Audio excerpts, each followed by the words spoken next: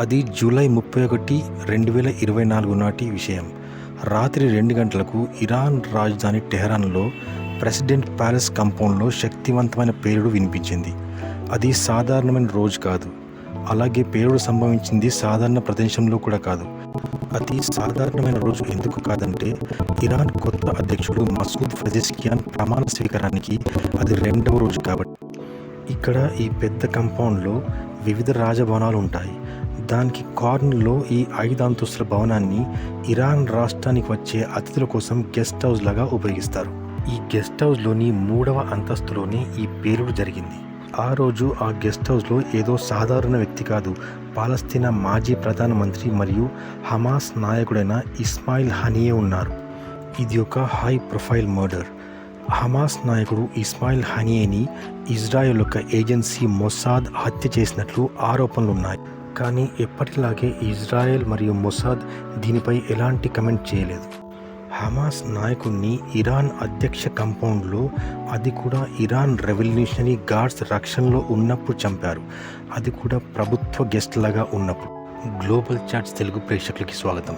Global charts Telugu channel ద్వారా ప్రపంచంలో జరుగుతున్న ఎన్నో సంఘటనల విషయాలని మీ ముందుంచే ప్రయత్నం చేస్తాను. ఫ్రెండ్స్, ఇజ్రాయెల్ ఇలా నిజంగా చేసి ఉంటే ఇక్కడ కొన్ని అనుమానాలు వస్తాయి. ఇజ్రాయెల్ నుండి 2000 కిలోమీటర్ల దూరంలో ఈ ఆపరేషన్ ఎలా జరిగింది? ఇస్మాయిల్ హనియే ఇంత విభిన్నమైన రీతిలో ఎందుకు చంపబడ్డాడు? అతను ఇరాన్కు అతిథిగా మాత్రమే వచ్చాడు. ఎక్కువ మటుకు అతను ఈజిప్ట్, ఖతర్ మరియు టర్కీలో ఉంటూ ఉంటాడు. అలాంటప్పుడు ఇరాన్లో అతన్ని ఎందుకు లక్ష్యంగా చేసుకున్నారు? ఇజ్రాయెల్ ఏజెన్సీ మొసాద్ యొక్క కొన్ని టార్గెటెడ్ ఆపరేషన్స్ చూస్తే ఒక్క విషయం కామన్గా గమనించవచ్చు, అదే భయం. అవును, అడాల్ఫ్ హిచ్మన్ యొక్క మరణశిక్ష, సిరియాలో న్యూక్లియర్ రియాక్టర్పై బాంబు దాడి, ఇరాన్ యొక్క న్యూక్లియర్ సైంటిస్టుల హత్య, లేదా లెబనాన్లో హిజ్బుల్లా యొక్క 3000 పేజర్లు ఒక్కసారే పేలడం. ఇలాంటి దాడుల వల్ల ఇజ్రాయెల్ శత్రువులకి ఒక సందేశాన్ని ఇస్తుంది. అదేంటంటే వారు ఎక్కడ ఉన్నా వారు మొసాద్ నుండి తప్పించుకోలేరని. ఇజ్రాయెల్ యొక్క హిట్ లిస్ట్లో ఉన్న ఇస్మాయిల్ హనియే సుమారు 10 సంవత్సరాలుగా ఖతర్లో నివసిస్తున్నాడు. అతనే కాకుండా హమాస్ యొక్క ముఖ్య నాయకులు కూడా ఖతర్లో స్వేచ్ఛగా నివసిస్తున్నారు. ఆసక్తికరంగా ఇజ్రాయెల్ యొక్క మిత్రదేశమైన అమెరికన్ సైన్యం కూడా ఖతర్లో ఉంది. ఇంకా వింతైన విషయం ఏంటంటే హమాస్ యొక్క హెడ్ క్వార్టర్స్ కూడా ఖతర్లోనే ఉంది. ఇస్మాయిల్ హనియే ఖతర్లో చాలా సంవత్సరాలు గడిపాడు, కానీ అతనిపై ఒక్క దాడి కూడా జరగలేదు. ఎందుకని? శత్రు దేశమైన ఇరాన్కు బదులుగా ఖతర్లో అతన్ని టార్గెట్ చేయడం చాలా ఈజీ. కానీ అలా జరగలేదు, ఎందుకంటే దాని వెనుకాల ఒక పెద్ద స్టోరీయే ఉంది. దీనికి కారణం తెలుసుకోవడానికి మనం 14 సంవత్సరాలు వెనక్కి వెళ్ళాలి. ఇజ్రాయెల్ ఇంటెలిజెన్స్ ఏజెన్సీ మొసాద్ నుండి ఒక పెద్ద పొరపాటు జరిగింది. మొసాద్ ప్రతిష్టకు చాలా నష్టం కలిగించే పొరపాటు. 2010లో హమాస్ లాజిస్టిక్ అధికారి మొహమ్మద్ అబ్దుల్ రౌఫ్ అల్ మహ్రూని చంపడానికి మొసాద్ ఒక ఆపరేషన్ ప్రణాళిక వేసింది. మొసాద్ దృష్టిలో మెహమూద్ యొక్క డ్యూటీ ఇరాన్ నుండి ఆయుధాలను కొనుగోలు చేసి వాటిని గాజా స్ట్రిప్కి పంపడం. గతంలో మెహమూద్ 2 ఇజ్రాయేలీ సైనికులను చంపాడని మొసాద్ ఆరోపణ. ఏది ఏమైనప్పటికీ ఈ ఆపరేషన్ పేరు ప్లాజ్మా స్క్రీన్ అని పెట్టారు, మరియు ఇది దుబాయ్లో జరగాల్సి ఉంది. మొసాద్ యొక్క 20 మంది ఏజెంట్లు ఈ ఆపరేషన్లో పాల్గొన్నారు. ఈ ఆపరేషన్ కోసం వారు దుబాయ్ చేరుకోవాల్సి ఉంది. కానీ పెద్ద సమస్య ఏంటంటే ఇజ్రాయెల్ పాస్పోర్ట్ అంగీకరించని 24 దేశాలలో దుబాయ్ కూడా ఒకటి. అందువల్ల ఈ 20 మంది ఏజెంట్లు విదేశీ పాస్పోర్ట్ సహాయంతో దుబాయ్ చేరుకోవాల్సి ఉంది. ఈ విదేశీ పాస్పోర్ట్లను ఏర్పాటు చేయడానికి ఇజ్రాయెల్లో ఒక వ్యవస్థ ఉంది. ఇజ్రాయెల్లో 2 దేశాల పౌరసత్వం కలిగిన ప్రజలను, అంటే ఇజ్రాయెల్కు చెందిన ఒక పాస్పోర్ట్ మరియు బ్రిటిష్, అమెరికన్ లేదా ఆస్ట్రేలియా దేశానికి చెందిన మరో పాస్పోర్ట్ కలిగిన ప్రజలను షార్ట్ లిస్ట్ చేస్తారు. ఒక అధికారి వారి వద్దకు వెళ్ళి వారు తమ 2వ పాస్పోర్ట్ మీద ప్రయాణించాలనుకుంటున్నారా లేదా అని వారిని అడుగుతారు. అయితే ఈ ప్రతిస్పందనగా ఎవరైతే లేదు అని చెప్తారో వారితో దేశ భద్రత కోసం, అంటే ఇజ్రాయెల్ భద్రత కోసం వారి పాస్పోర్ట్ వివరాలను ఉపయోగించవచ్చా అని అడుగుతారు. చాలామంది దేశం కోసం నిరాకరించలేక జవాబుగా ఓకే చెప్పేస్తారు. ఆపరేషన్ ప్లాజ్మా స్క్రీన్ కోసం మొసాద్కి 20 విదేశీ పాస్పోర్ట్స్ వివరాలు అవసరం. అంటే ఈ పాస్పోర్ట్స్పై మరొకరి పేరు మరియు మొసాద్ ఏజెంట్ చిత్రం ఉంటుంది. ఈ నకిలీ పాస్పోర్ట్లతో ఒకటి కంటే ఎక్కువసార్లు ప్రయాణించడం చాలా ప్రమాదకరం.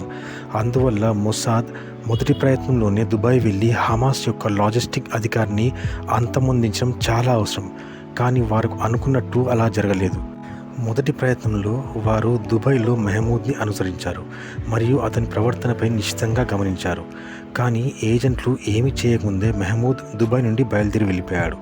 రెండవ ప్రయత్నంలో ఏజెంట్స్ అదే పాస్పోర్ట్లతో దుబాయ్ రావాల్సి వచ్చింది మరియు వారు మెహమూద్ యొక్క కాఫీని విషపూరితం చేయడంలో విజయం సాధించారు. కానీ మెహమూద్ చనిపోలేదు. అతను అనారోగ్యానికి గురై సిరియాలోని తన ఇంటికి వెళ్ళాడు. 2-3 నెలల తర్వాత మెహమూద్ మళ్ళీ దుబాయ్కి తిరిగి వచ్చాడు మరియు మొసాద్ ఏజెంట్ కూడా దుబాయ్కి తిరిగి వచ్చారు.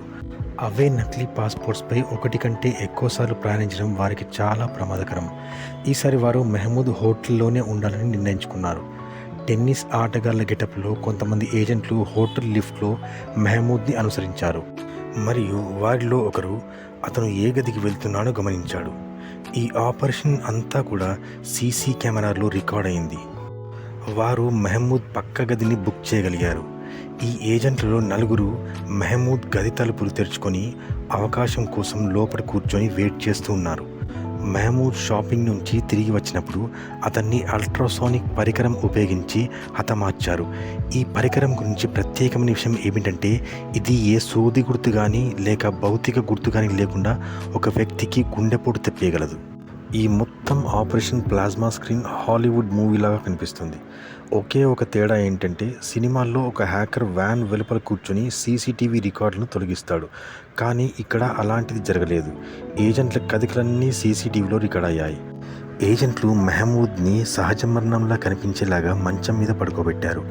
ఆ తర్వాత అందరూ వెంటనే దుబాయ్ నుండి పారిపోయారు.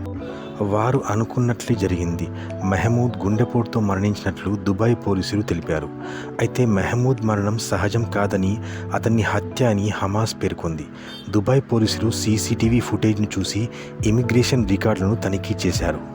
మొసాద్ ఏజెంట్లు ఉపయోగించిన నకిలీ పాస్పోర్ట్లే వారిని నిండా ముంచాయి. మెహమూద్ వచ్చిన వెంటనే అదే సమయంలో 20 మంది ఏజెంట్లు దుబాయ్లోకి ప్రవేశించినట్లు కనుగొనబడింది. ఇలా ఒక్కసారి కాదు 3 సందర్భాల్లో ఇలాగే జరిగింది. మెహమూద్ వచ్చిన వెంటనే 20 మంది ఏజెంట్లు దుబాయ్లోకి ప్రవేశించారు. అలాగే మెహమూద్ మరణించిన 2 గంటల్లోనే ఈ 20 మంది ఏజెంట్లు దుబాయ్ నుండి పారిపోయారు. దుబాయ్ పోలీసులు పాస్పోర్ట్లు ఉన్న వారి అందరి పేర్ల మీద అరెస్ట్ వారెంట్లు జారీ చేశారు. నిజమైన పాస్పోర్ట్లు ఎవరైతే కలిగి ఉన్నారో వారు ఈ వార్త విని ఆశ్చర్యానికి గురయ్యారు. ఏజెంట్లు ఉపయోగించిన పాస్పోర్ట్స్ ఆస్ట్రేలియన్, బ్రిటిష్, ఐరిష్ మరియు జర్మనీ జాతీయులవి. దుబాయ్లో తమ పేరిట హత్య జరిగినట్లు వారు తెలుసుకున్నప్పుడు వారు చాలా అప్సెట్ అయ్యారు. ఈ విషయం అంతర్జాతీయ కవరేజ్ పొందింది మరియు ఈ హత్యకు ఈ దేశాల అపకీర్తి పొందడం ప్రారంభించాయి. ఈ 4 దేశాలు కూడా ఇజ్రాయెల్ యొక్క మిత్ర దేశాలే. తమ మిత్రదేశమైన ఇజ్రాయెల్ తమని ప్రపంచం ముందట అవమానకరంగా నిలబెట్టిందని ఆ దేశాలన్నీ కూడా భావించాయి. మొసాద్ యొక్క ఆపరేషన్ ప్లాస్మా స్క్రీన్ ఇజ్రాయెల్ పేరుని ప్రపంచం ముందు ప్రతికూల ముద్రకు కారణమైంది. ఇజ్రాయెల్ తన మిత్ర దేశాల సహకారంతోనే ఇప్పటి వరకు శత్రు దేశాల మధ్యలో ఉండగలిగింది. అలాంటిది ఈ సంఘటనతో తన మిత్ర దేశాల నమ్మకాన్ని కోల్పోయింది. అప్పటి నుండి ఇజ్రాయెల్ తన మిత్ర దేశాలను ఏ విధంగానూ కలవరపరచదని నిర్ణయించుకుంది. అందుకనే హమాస్ యొక్క హెడ్ క్వార్టర్స్ ఖతర్లో ఉంది. ఎందుకంటే ఖతర్ అమెరికాకు మిత్రదేశం మాత్రమే కాదు, హమాస్కు మద్దతుదారు కూడా. 2011లో అమెరికా అధ్యక్షుడు బరాక్ ఒబామా వ్యక్తిగతంగా ఖతర్ని తన భూభాగంలో హమాస్ నాయకత్వానికి చోటు కల్పించాల్సిందిగా అభ్యర్థించారు. ఆ సమయంలో అమెరికా హమాస్తో చర్చలు జరపాలని కోరుకుంది మరియు ఇరాన్లో కంటే ఖతర్లో దీన్ని చేయడం చాలా సులభమని భావించింది. అందుకే ఖతర్లో హమాస్ నాయకులను లక్ష్యంగా చేసుకోవడం ఇజ్రాయెల్కు అసాధ్యం. కానీ హమాస్ నాయకులు ఖతర్లో లేనప్పుడు వారు టర్కీ, ఈజిప్ట్ లేదా ఇరాన్లో ఉంటారు. ఈజిప్ట్ మరియు టర్కీ కూడా యుఎస్ మిత్రదేశాలు మరియు ఇక్కడ హమాస్ నాయకులను లక్ష్యంగా చేసుకోవడం కూడా వారి పరువుకు నష్టాన్ని కలిగించవచ్చు. కానీ ఇరాన్ అమెరికాకు మిత్రదేశం కాదు. అందుకే ఇరాన్లో ఇస్మాయిల్ హనీని లక్ష్యంగా చేసుకోవడం మొసాద్కు సులభం అయింది. దీనివల్ల ఏ మిత్రదేశానికి ఎలాంటి నష్టము కలగలేదు. ఇస్మాయిల్ హనియే తరచుగా టెహరాన్కు వెళ్తాడని మొసాద్కు తెలుసు. అతను ఇరాన్కు వెళ్ళినప్పుడు అతడు రాష్ట్ర అతిథిగా ప్రెసిడెన్షియల్ ప్యాలెస్ కంపౌండ్లో అతిథి గృహంలో ఉంటాడని కూడా వారికి తెలుసు. కానీ అతను నెక్స్ట్ ఇరాన్కు ఎప్పుడు వెళ్తాడో వారికి తెలియదు. అదే సమయంలో ఇస్మాయిల్ హనియే ఇరాన్కు పిలవడానికి సరిపోయే ఒక సంఘటన జరిగింది. కొంతకాలం క్రితం ఇరాన్లో హెలికాప్టర్ కూలిపోయిందనే వార్త మీకు గుర్తుండవచ్చు. ఈ ప్రమాదం మే 19, 2024లో జరిగింది. ఇందులో ఇరాన్ అధ్యక్షుడు మరణించాడు. కొత్త అధ్యక్షుడి ప్రారంభోత్సవానికి హమాస్ నాయకుడు ఇస్మాయిల్ హనియే ఆహ్వానించబడ్డాడు అనే విషయం మొసాద్ తెలుసుకుంది. మొసాద్ ఏజెంట్స్ ప్రెసిడెన్షియల్ ప్యాలెస్లోని ఇద్దరు గార్డ్స్కి డబ్బు మరియు యూరోప్లో అసైలం ఆశ చూయించి వారిని ఇస్మాయిల్ హనియే నివసించే గది యొక్క మంచం కింద ఒక బాంబును అమర్చే విధంగా ఒప్పించారు. ఇది టైమర్ బాంబ్ కాదు, రిమోట్ సహాయంతో సరియైన సమయంలో పేల్చగలే సామర్థ్యం ఉన్న బాంబ్. ప్లాన్ ప్రకారం ఇస్మాయిల్ హనియేని ఇరాన్ యొక్క కొత్త అధ్యక్షుడి ఓత్ టేకింగ్ సెరమనీకి ఇన్వైట్ చేశారు. ఈ సెరమనీ జూలై 28, 2024న జరగాల్సి ఉంది. కొన్ని నివేదికల ప్రకారం వేడుకకి 8 వారాల ముందే ఈ బాంబును అమర్చినట్లు కనుగొన్నారు. జూలై 28న కొత్త అధ్యక్షుడు మసూద్ పెజెష్కియాన్ ప్రమాణ స్వీకారానికి చేరుకున్నారు.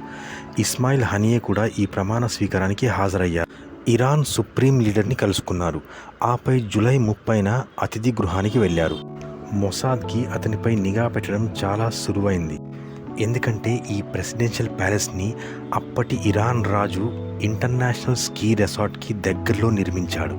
అక్కడి నుండి 7 కిలోమీటర్ల పొడవైన చైర్ లిఫ్ట్ ఈ స్కీ రిసార్ట్ వద్దకు తీసుకెళ్తుంది. ఆ చైర్ లిఫ్ట్ నుంచి ఇస్మాయిల్ హనియే రాత్రి గడపవలసిన బిల్డింగ్ క్లియర్గా కనిపిస్తుంది. ఏజెంట్స్ ప్రకారం మరియు లోపలున్న గార్డ్స్ ఇన్ఫర్మేషన్ ప్రకారం ఇస్మాయిల్ హనియే ఆ బిల్డింగ్ చేరుకున్నాడనే సమాచారం లభించింది. ఇస్మాయిల్ హనియే తన గదికి వెళ్ళినట్టు వారికి సమాచారం అందిన వెంటనే లైట్లు ఆరిపోయే వరకు వారు వెయిట్ చేస్తూ ఉన్నారు. రాత్రి 1:40 అయ్యింది.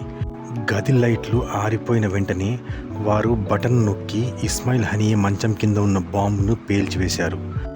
ఇజ్రాయెల్ ఇటువంటి దాడులు చేయడంలో ఉద్దేశం తన ప్రత్యర్థుల హృదయంలో భయాన్ని రేకెత్తించడం.